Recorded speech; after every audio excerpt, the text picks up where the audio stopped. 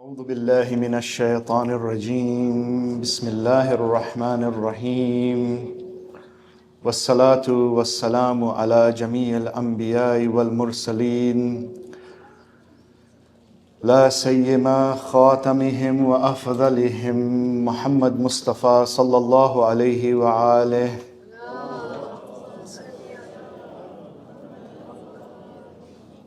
وعلى أهل بيت الطهارة لا سيما بقية الله في الأرضين الحجة ابن الحسن عجل الله تعالى فرجه الشريف. السلام عليك يا أبا عبد الله وعلى الأرواح التي هلت بفنائك، عليك منا جميعا سلام الله أبدا ما بقيت وبقي الليل والنهار، ولا جعله الله آخر العهد مني لزيارتكم. السلام على الحسين وعلى علي بن الحسين وعلى أولاد الحسين وعلى أصحاب الحسين جميعا ورحمة الله وبركاته.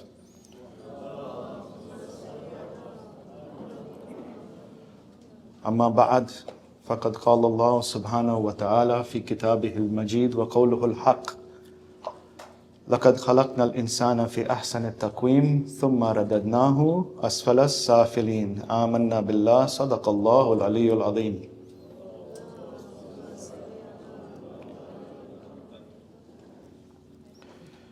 My elders, dearest brothers and sisters, Assalamu alaikum wa rahmatullahi wa barakatuh.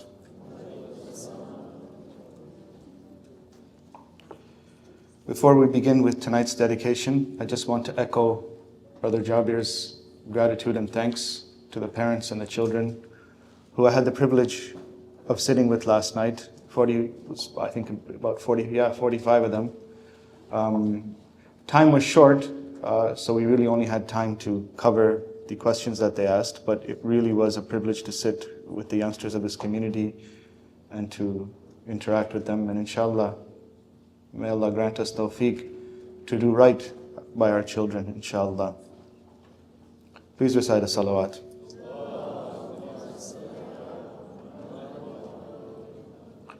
Tonight's lecture is dedicated to the people who suffer in silence, to the people who find themselves in isolation. Not just the people who suffer in silence and find themselves in isolation from a physical standpoint, but even people who suffer in silence and are isolated even in the crowd. The pain of isolation and the pain of loneliness is a deep one. It's a pain that doesn't go away. It perpetuates. And it's a very, very deep one. So tonight, to all those people, and you know who you are, who suffer in silence and who are in isolation, suffering from loneliness, tonight's lecture is dedicated to you with a special prayer to Allah subhanahu wa ta'ala to grant you relief in your suffering. Please recite salawat.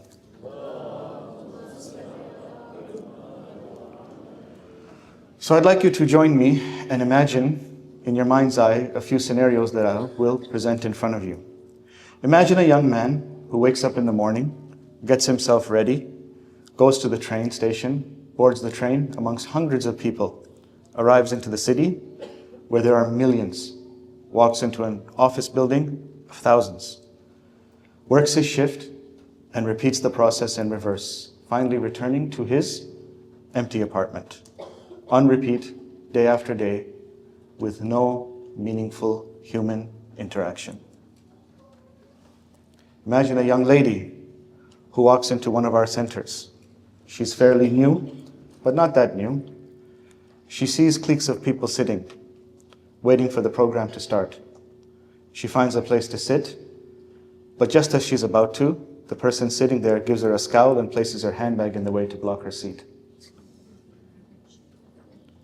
Imagine a young man on his faith journey who looks different from the so-called religious ones As he tries to sit with them, hoping to better himself, he is met with silence and actively ignored, whilst whispers rise about the stud in his ear and the tattoo on his hand.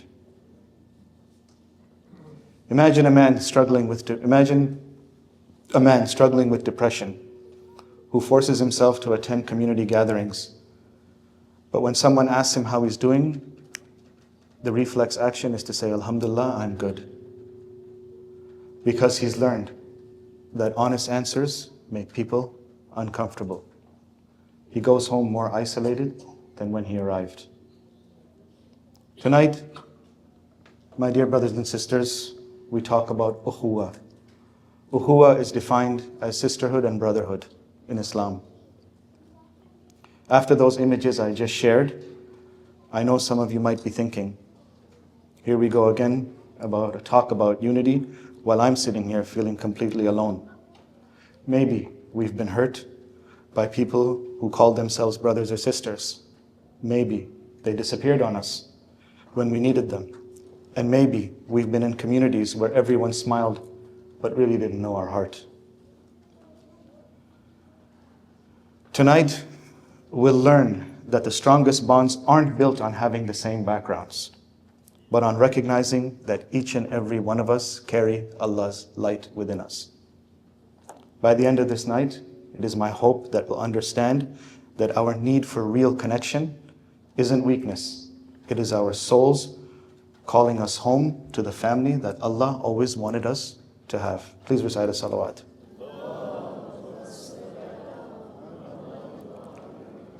Allah subhanahu wa ta'ala in the Quran states, إِنَّمَا الْمُؤْمِنُونَ إِخْوَةٌ فَاسْلِهُ بَيْنَ أَخَوَيْكُمْ. The faithful are indeed brothers and sisters. Therefore, make peace between your brothers and sisters. Ukhuwwah isn't friendship that only exists when life is real, life is good or easy. Real Ukhuwwah says, I see Allah's light in you. And I'm going to help that light shine even when you can't see that light yourself. It is the family we choose based on shared values and love for Allah, not just limited to DNA, convenience, ethnicity, and so on. Ukhuwwah rooted in the fitrah. While Ukhuwwah is not one of the seven virtues, our fitras and the very fact that Allah created us as social beings means that we have an innate need for connection, an innate need to feel like we belong somewhere, an innate feeling to have relationships, an innate feeling for depth in those relationships. If we look at Ukhuwwah in light of the previous virtues that we discussed, it looks like this. Based on our fitrah, it is knowing that Allah helps us to see the light in each other, because the light exists within us. Light recognizes light. When we look at it through the lens of taqwa, it keeps us aware of Allah's presence, not only consciousness within ourselves, but also moves us to consciousness about the Allah in people around us, and that consciousness. When we look through sabr, it gives us the patience with each other's growth and struggle. Tawakkul frees us to love without needing guarantees. Adl and qist make sure that we treat each other with fairness and respect. When these qualities grow together in relationships, they create bonds that can survive any storm. Please recite a salawat.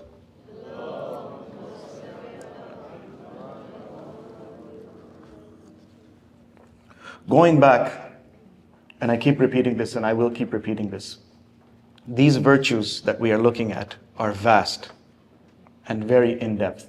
What we're doing is we're striving to introduce them and scratch the surface, and from a perspective, only from a perspective. So again, I'll repeat this to all of you, my dear brothers and sisters, because these things innately exist in all of us and are a part of our innate natures.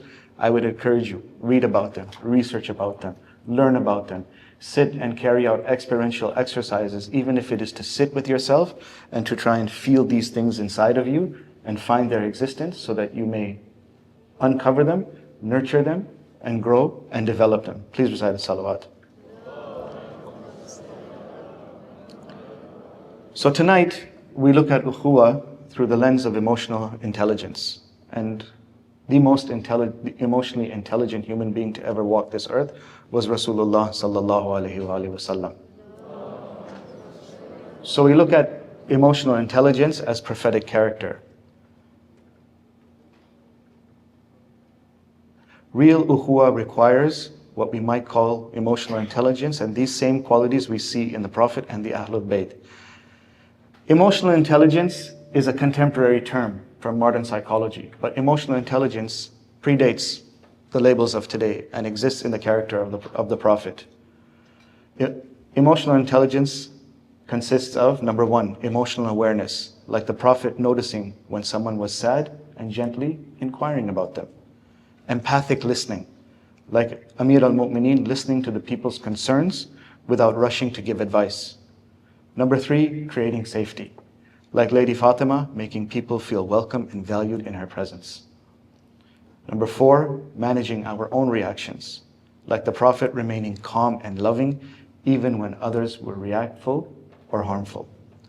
These aren't just personality traits, they are spiritual practices that create the conditions where souls can recognize one another and begin to form sacred bonds. But before we move on, it's important to understand the factors that create false brotherhood and false sisterhood. There's a painful way of relating that has left many hearts hurting, performing connection without real substance. This happens when we smile while our world is falling apart. Spend time together, but never share anything real of ourselves. Again, going back, making ourselves vulnerable. Or feel we must be positive all the time to be accepted. Why this hurts our souls? When we settle for surface level connection, something precious dies in our souls. Number one, we become strangers to ourselves because we're always wearing masks. Number two, we miss the healing that comes from truly being known and loved anyway for who we are. Number three, we carry burdens alone when Allah designed us to help each other. And number four, we become judgmental because we're not practicing that openness that creates compassion and fosters compassion. The emotional skills we're missing out on. Part of why our communities struggle with real connection is that we've lost touch with emotional intelligence that our faith actually teaches us. How? Number one, we don't know how to create emotional safety for others to be vulnerable. Number two, we react defensively instead of listening with genuine curiosity. Number three, we judge people's spiritual state based on their emotional struggles. We judge people's spiritual states based on their emotional struggles. Number four, we avoid difficult conversations instead of learning to navigate conflict with love. And number five, we mistake politeness for kindness, and performance for authenticity. Again, I'll repeat this one because this one really resonates with me. We mistake politeness for kindness and performance for authenticity. These aren't personality flaws. They're spiritual skills we haven't been taught, even though they are modeled perfectly in our sacred figures. The trap of spiritual isolation. Some hearts hurt by fake community pull back into isolation, telling themselves, I only need Allah. Or people always disappoint. Or even worse, they leave the faith. They leave the religion. But this isolation isn't spiritual strength. It is self-protection that cuts us off from one of Allah's most beautiful gifts. The path to real Ukhuwwah. Real Ukhuwwah grows when we have the courage to be ourselves, the bravery to show up as we really are, our own authentic selves, and the wisdom to make it safe for others to do the same. It's not about finding perfect people, but about becoming people who can imperfectly be loved and imperfectly be loved in love and imperfectly be loved in return. Please recite the salawat.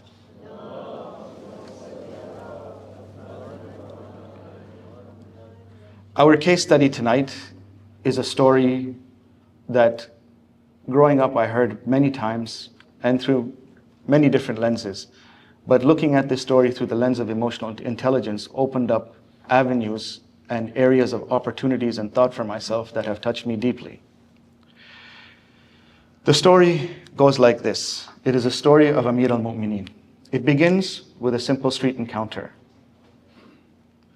During his time as the Caliph in Kufa, Amir al-Mu'mineen was walking in the street when he came across a woman struggling to carry a heavy water skin.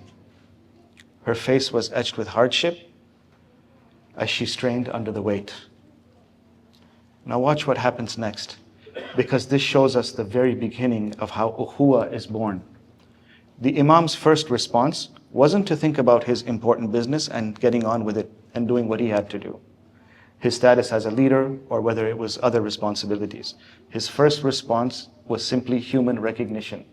One soul seeing another soul's burden. What does he do? He moves to the emotional intelligence of immediate care. Without hesitation, the Imam approached her and offered her assistance, taking the heavy load on his own shoulders and walking with her to her home. This wasn't just politeness. This was emotional intelligence in action. He could read her emotional state, recognize her need, and respond immediately with practical care. But here's where emotional intelligence evolves into something even more beautiful. He didn't just help her and leave. Intrigued by her circumstance, he gently inquired about her situation. He created space for her to share her story if she so chose. The woman, unaware of who had come to her aid, began to share her grievances. And here's where the story should make every one of us who struggles with taking criticism personally lean in very close. She spoke of her husband who had been killed in one of the battles under the command of the Caliph Ali. Her words were filled with abandonment and bitterness. And she explained how she was left alone in her plight to raise her children and run her household. Imagine the emotional complexity of this moment. The Imam was hearing direct criticism of his own leadership, blame for his own decisions, and that cost this woman everything she had that was dear to her. How do you think most of us would respond in that situation? Upon hearing her story, a deep sadness washed over the face of Amir al-Mu'mineen.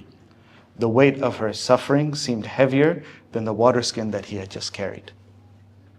His face, known for noble composure, turned red, not with anger at her criticism, but with sorrow and a sense of responsibility for her pain. This is emotional intelligence at its highest level. He felt the full impact of her words without becoming defensive, without explaining or justifying his decisions, without making her pain about himself. He absorbed her criticism with the maturity of someone who cares more about her healing than making it about himself. Please recite a salawat.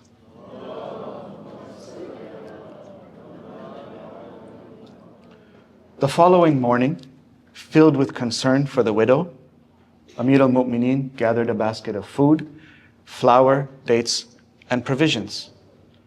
But notice, he didn't send a servant, he didn't send a representative. This is the Khalifatul Muslimin of the time. He could have had anyone do it. He didn't send anybody, he didn't delegate that responsibility. He himself took these provisions to her house himself. When he arrived and knocked the door, announcing that he was the one who had helped her the previous day, she allowed him to enter. Then came a question that should transform how we think about serving others. The Imam asked if she would permit him to either bake bread or play with the children.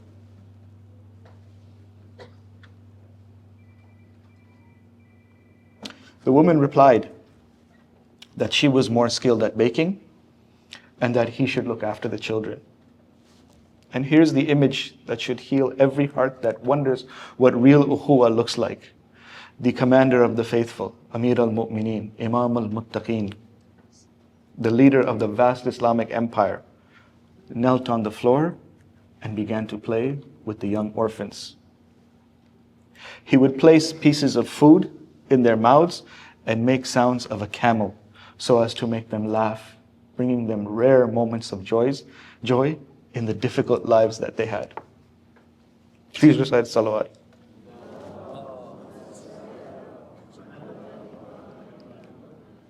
Not just helping with their practical needs, but caring for their emotional and spiritual well-being too. As this beautiful scene unfolded, a neighbor who recognized Amir al-Mu'mineen entered the house and exclaimed in astonishment to the lady, "Do you know who this is?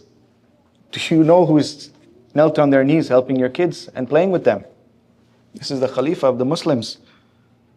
The widow, realizing she had been complaining to the Caliph about himself to his face, was overcome with shame and began apologizing profusely. But watch the Imam's response, because this teaches us the ultimate secret of building ukhuwwah, even with those who have hurt us. Imam Ali, in his characteristic magnanimity, comforted her and said, "It is I who should be ashamed in front of you, for I would be before you, for I have been remiss in my duty to you." Please recite a salawat.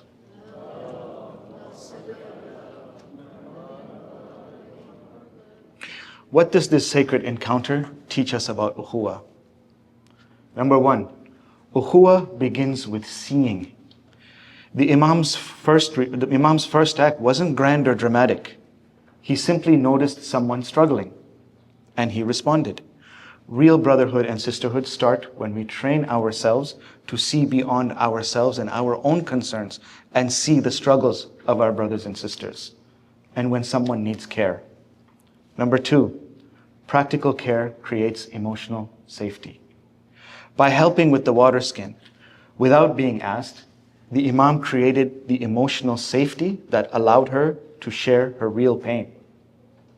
Sometimes the best way to help people open their hearts is to first help them with their practical burdens.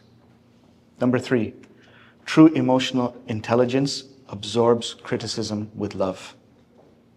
When she criticized his leadership, he didn't defend himself or minimize her pain.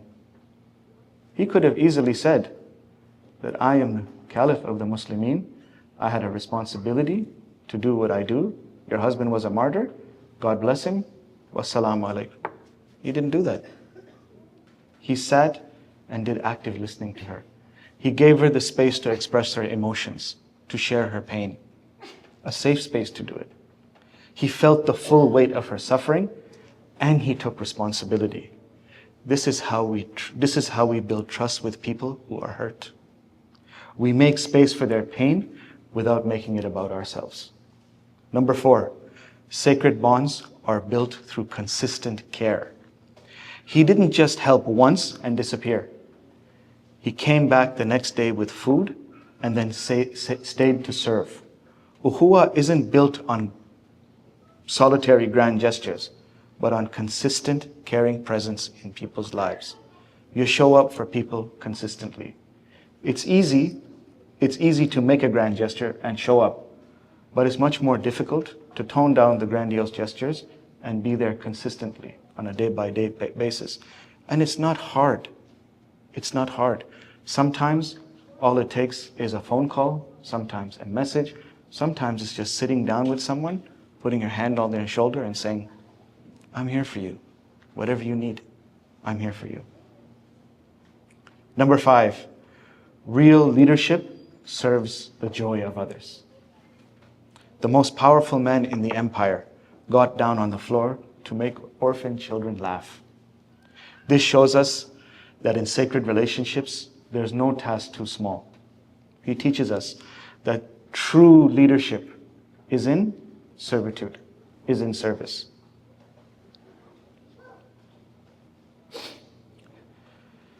There's no task too small, no care too humble when it comes to helping heal someone else's heart. And number six, humility creates unbreakable bonds. When the truth revealed itself, instead of accepting her apologies, he took responsibility. He took it upon himself. Took responsibility for not caring for her better, for not being aware of her plight, for owning the fact that he was unaware of what she was going through. This kind of humility and taking responsibility rather than blame creates bonds that can never be broken. Please recite a salawat.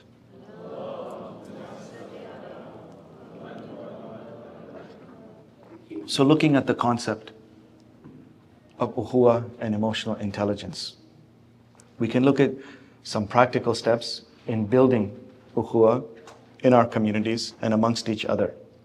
Number one, develop emotional awareness. My brothers and sisters, develop emotional awareness. This means, there's two parts to this, and I also will keep repeating this.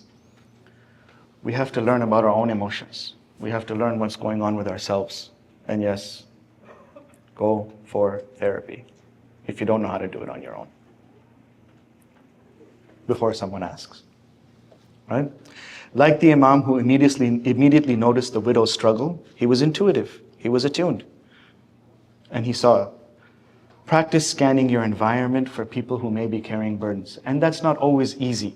I also will say that's always not easy, because some suffering, as I mentioned earlier, happens in silence. But the more we become in touch with ourselves, I guarantee you, our intuitions will rise, and even through our intuitions, we'll be able to sense, even on a level, when someone is struggling.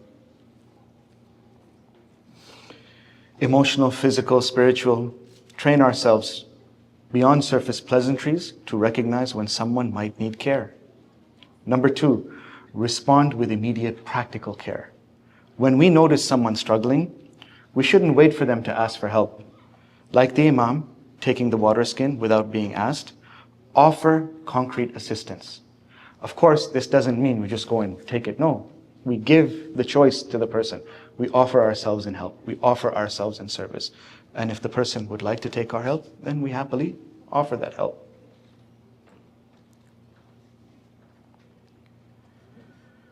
And simple.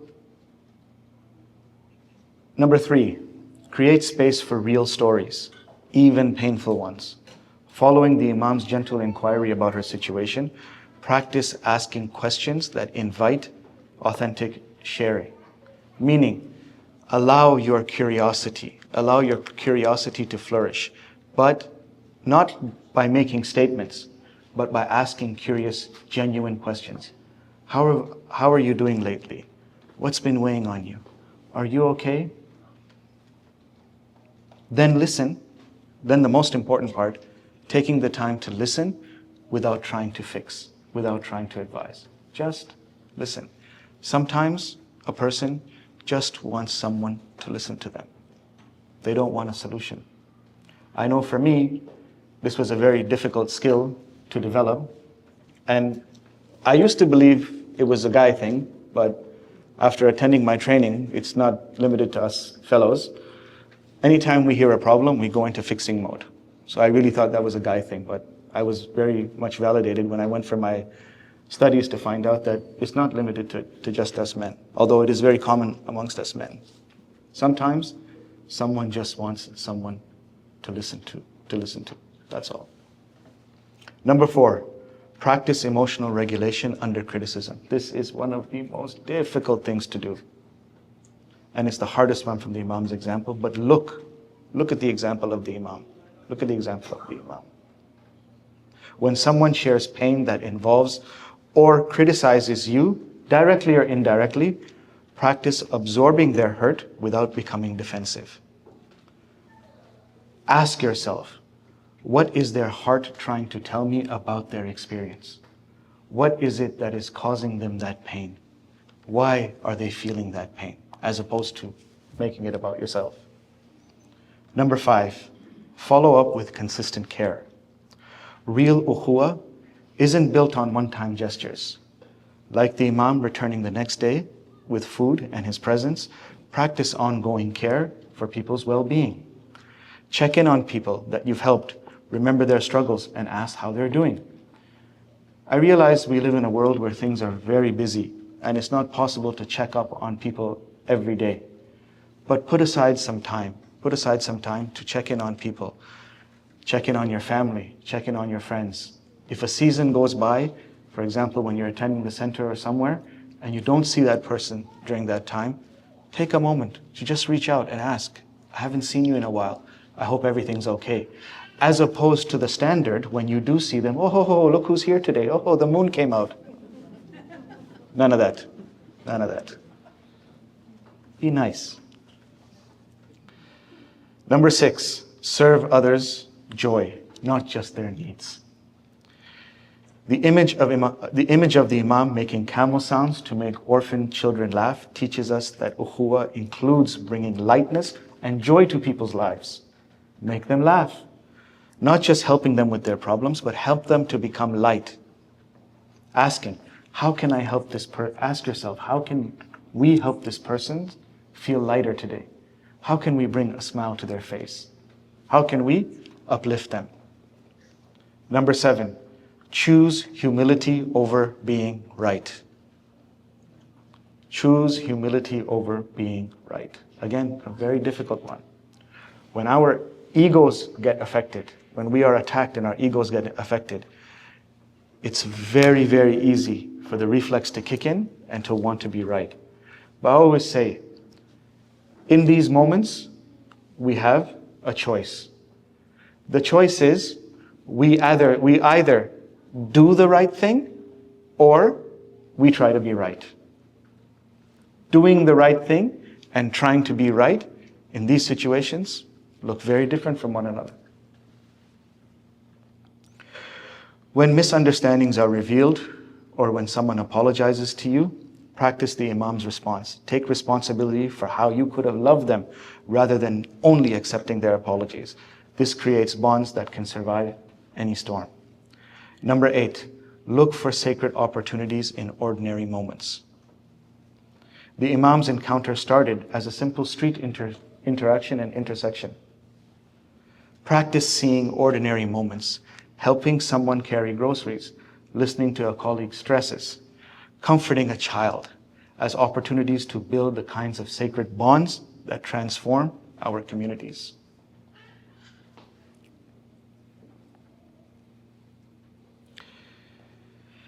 As we look ahead to the nights coming up, having discovered how Ukhuwwah grows from that simple practice of noticing other struggles and responding with emotional intelligence and practical care, our next beautiful step tomorrow night will be that of ihsan, excellence.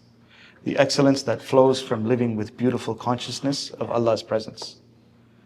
When we've learned to see Allah's light in each other,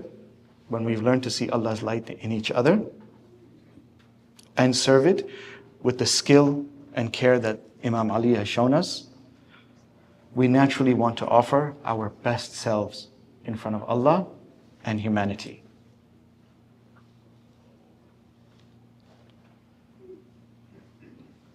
When we've experienced what it truly feels like to care for someone or someone else's well-being, to see their struggle, to absorb their pain, and serve their joy in the way the Imam served the widow and her children, excellence stops being about performance and becomes about love.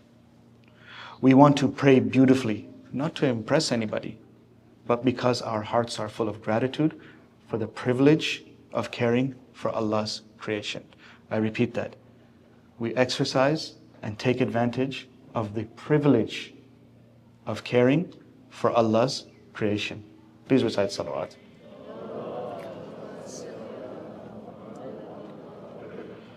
Tonight, we have learned that Ukhuwwah isn't about perfect people coming together. And I want to talk about this point before we move to our eulogy. The best of relationships, the best brotherhood, and the best sisterhood comes by putting God in the equation, putting God as that third person or that third entity. But this is often misunderstood by us. Why? Because we conflate religiosity or perceived religiosity for God being in the equation. What do I mean by that? It means that me, who has a perceived sense of religiosity, will only move towards those who I feel share that perceived religiosity and only be around them. Anybody who I feel in my pride is under my perceived sense of religiosity, I don't want to have nothing to do with. Or Conversely, my status within a society, my perceived status within a society. If I feel that I have that status, then I want to be around people who are in line with my perceived status of myself, while looking at others who are not at my perceived level or status and seeing them below me. The idea here, brothers and sisters, is to see the God in everyone. To see the God in the one who you feel is not aligning with your perceived sense of religiosity, to align with the one who is not aligning with your perceived sense of status. When someone comes to me, we hear this statement a lot, especially in our communities around election time. Oh, we want to band with like-minded people. That's just code for we want to be with people like us that we're comfortable with. I'm calling it out for what it is. I don't want like-minded people. I don't want like-minded people. I want God-minded people. And God-minded people means that people who are aware of the existence of God. Because what enriches our relationships is to sit with people who are not like us, but realize that this is a creation of Allah subhanahu wa ta'ala in all their perfection, irrespective how you might find them, irrespective of whether you share beliefs with each other. So far as the values align, and generally speaking, our values do align. Our values are godly. But just by virtue of the fact that this is a creation of God, that this person is carrying God's light, should attract us to want to talk to one another, to get to know one another, and to enrich our relationships. This issue of birds of one feather flocking together doesn't work in Islam, my brothers and sisters. Doesn't work. Provided that one feather, the birds of one feather, is God. And God is the common denominator in all of this. Please recite a salawat.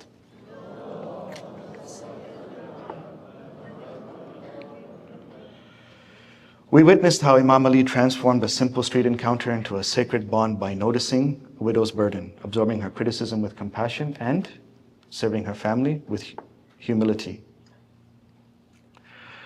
We now turn to Karbala, where we look at real brotherhood in practicality. These two brothers were related. They were brothers. They carried that ukhuwwah, because we also know that just because we share DNA with each other, it doesn't mean that we hold that bond of godly ukhuwwah with one another. How many families exist out there where brothers don't talk to each other, sisters don't talk to each other, siblings don't talk to each other, parents and children don't talk to each other, and the list goes on and on and on. But these two brothers were not just related by biology, but related by that spiritual, godly ukhuwwah. Tonight, we remember the two sons of Sayyidah Zainab salamullah alayha, Aun and Muhammad. Please recite a salawat.